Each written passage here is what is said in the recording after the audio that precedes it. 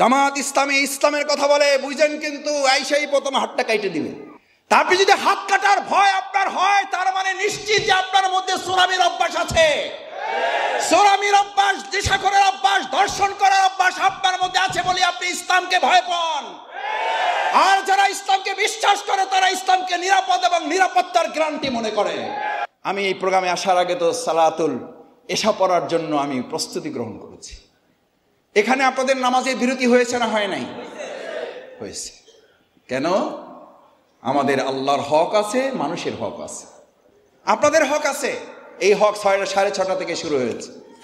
এখানে যদি আল্লাহর হক এই প্রোগ্রামের বাসী, এই প্রোগ্রামের কর্তৃপক্ষ ম্যানেজ না করে, এই ব্যাপারে সচেতন না থাকে, আমি আপনাদের কাছে একটা কথা জিজ্ঞেস করতে চাই ভাইয়েরা, পরিষ্কার বোঝেন, এটার জন্য কোনো মাস্টার ডিগ্রি করা লাগবে না, এটার জন্য মুহাদ্দিস মুফতি হতে হবে না, এটার জন্য আপনাকে সাংবাদিক, বুদ্ধিজীবী, সাহিত্যিক, ইঞ্জিনিয়ার হতে হবে না।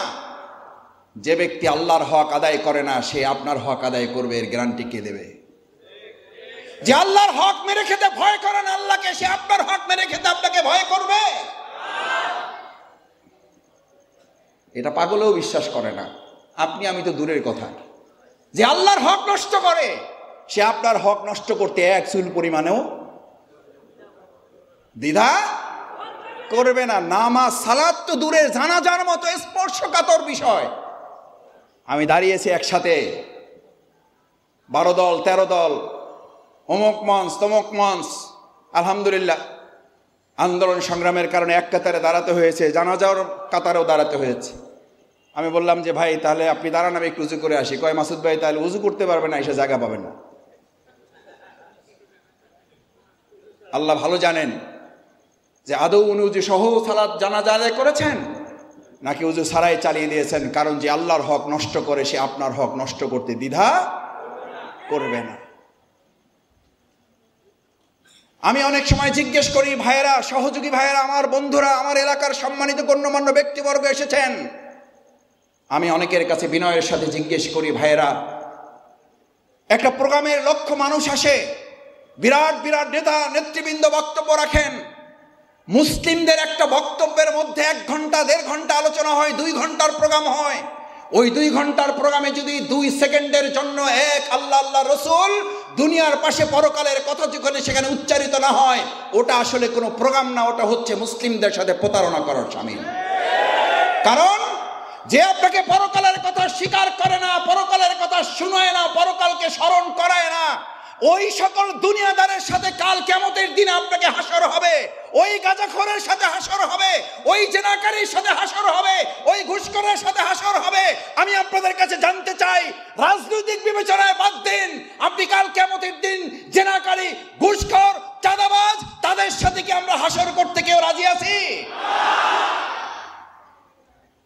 রাজনৈতিক চিন্তা মাথা থেকে ফেলে দেন।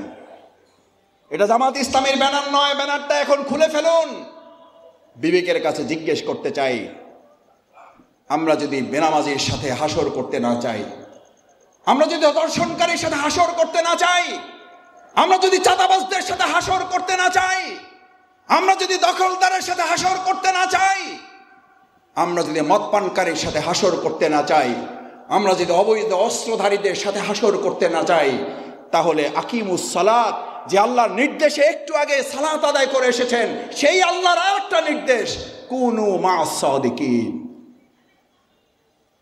তোমরা কার সঙ্গী হও? জেনাকারীর? তোমরা কার সঙ্গী হও? মদখোরকারীর? তোমরা কার সঙ্গী হও? ধর্ষণকারীর? কার সঙ্গী হওয়ার জন্য আল্লাহ নির্দেশ দিয়েছেন? সত্যবাদী। জামাতের সঙ্গী হতে হবে না, জামাতের সঙ্গী হয়েন না কেউ। কিন্তু জামাতের এই সারিতে বসা লোকগুলোকে যদি মনে হয় এই লোকগুলো আপনাকে দুনিয়ার কথাও বলে, আপনাকে পরকালের কথাও বলে, যদি মনে হয় এই লোকগুলো আপনার জন্য নিরাপদ, যদি মনে হয় আপনার ডানে বামে বসা লোকগুলো আপনার জন্য নিরাপদ, যদি আমাদের হিন্দু ধর্মের লোকেরা মনে করে, আমি তাদের কাছে অনেক সময় আমার এলাকায় জিজ্ঞেস করি, ভাই আমি এতক্ষণ তো ইসলামের কথা বললাম, আপনি ভাবছেন আমার লাভটা কি? আমি তখন বলি, ভাই আপনি বিবেকের কাছে একটু জিজ্ঞেস করেন, ইসলাম মদ হারাম করেছে, আপনি কি মদ পছন্দ করেন? কয় না ভাই, আমরা পছন্দ করি না। আমি বললাম, আমাদের ধর্ষণকে ইসলাম হারাম করেছে, আপনারা কি ধর্ষণ পছন্দ করেন? বলছে না, পছন্দ করি না। আমি বললাম আমাদের চাঁদাবাজ দখলদারিত্ব ইসলাম নিষিদ্ধ করেছে, আপনারা কি পছন্দ করেন? বলছে না, পছন্দ করি না। আমি তখন জিজ্ঞেস করলাম, তাহলে ইসলাম যা চায় আপনারাও তাই চান? এবং বরং উল্টে বলতে হবে, আপনারা যা চান সেটাই ইসলাম আমাদেরকে বলেছে। ইসলামই ছিল সেই জামানার। রসুল করিম সাল্লাল্লাহু আলাইহি ওয়াসাল্লাম সোনার মদিনা গঠন করার পর স্বাধীন করে দেওয়া হয়েছিল, যারা চাও তারা জিজিয়ে দিয়ে থাকবে, যারা না চাও তারা এখান থেকে বেরিয়ে যেতে পারো। ইতিহাস সাক্ষী কেউ একজন বলতে পারবে না রাসূল সাল্লাল্লাহু আলাইহি ওয়াসাল্লামের সোনার মদিনায় একজন সেখান থেকে বেরিয়ে গিয়েছিল। বরং তারা সাক্ষী দিয়েছিল আইমে জাহিলিয়ার সমস্ত যুগের চেয়ে রাসূল করিম সাল্লাল্লাহু আলাইহি ওয়াসাল্লামের সোনার মদিনার প্রত্যেকটি দিন আমাদের জন্য সোনালী ইতিহাস। কারণ ইসলাম এই পৃথিবীতে এসেছে শুধু মুসলমানদের জন্য না, কোরআন এসেছে শুধু মুসলমানদের জন্য নয়। কোরআন নাজিল করে আল্লাহ তাআলা বলছেন হুদাল লিন্নাস। কাদের জন্য? মানুষদের জন্য। সেই মানুষদের মধ্যে আমাদের হিন্দুরা আছে, সেই মানুষদের জন্য ইহুদিরা আছে, সেই মানুষদের মধ্যে খ্রিস্টানরা আছে। সেই ইসলামের কথা বললেই একটা ভয় আপনাদের মধ্যে ধরিয়ে দেয়। আল্লাহর ভয় করে না, ইসলামকে ভয় করে। কি ভয় দেখায়? জামাত ইসলামী ইসলামের কথা বলে, বুঝেন কিন্তু আইসাই প্রথম হাতটা কাইটে দিবে। আরে ভাই, হাত কাটে। এখন যদি পুলিশ আসার কথা কেউ বলে, তো এখান থেকে আপনারা কেউ দৌড়াবেন? কেন দৌড়াবেন না? মনের মধ্যে আপনাদের কোনো কি নাই? ওই যে গ্রামে একটা কথা বলে, চোরের মনে পুলিশ পুলিশ।